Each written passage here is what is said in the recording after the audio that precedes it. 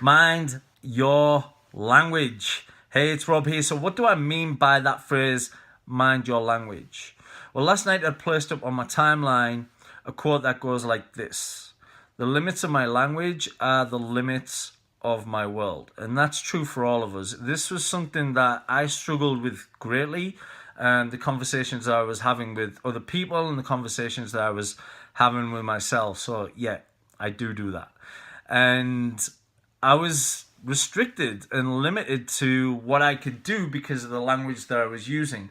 So to use an example, one of the things that I would do would I'd go to this coffee shop first thing in the morning, try and get some work done, and there would be this guy that comes in. And every single morning he would be there and we'd engage in conversation.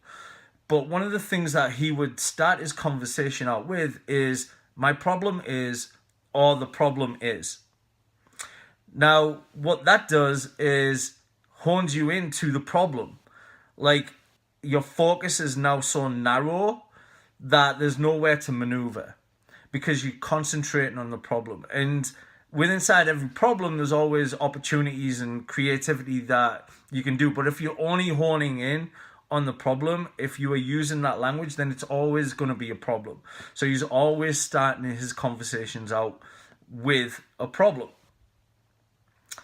which isn't useful. Like, if he started his conversations out with, well, my opportunity is, could you imagine the kind of shift that you would have? It would be enormous. And as an example for myself, one of the things, if you're new to my Facebook or you don't really know my story, I had a gambling addiction for around 20 years.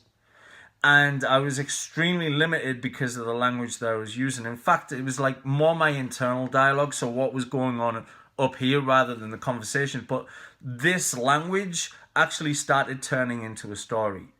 And it becomes so powerful. So one of the things that I used to tell myself on a daily basis is, well, I've just got an addictive personality. And what that would do is it would just pass blame, right? It would take the responsibility from me and kind of give the story some truth and some power. But that was the language that I was using, which was limiting me, which was restricting me. It wasn't empowering me. So language like, I think so, maybe so, I don't know, it's not empowering because you're not really owning it. And that, like I said, restricted me for 20 years. And if it's easy to fall into that trap when you don't have the tools, but when you can have those tools and start bringing awareness into it, then that's when you're going to see magic happen. That's when you're going to see the opportunities open up and also the creativity.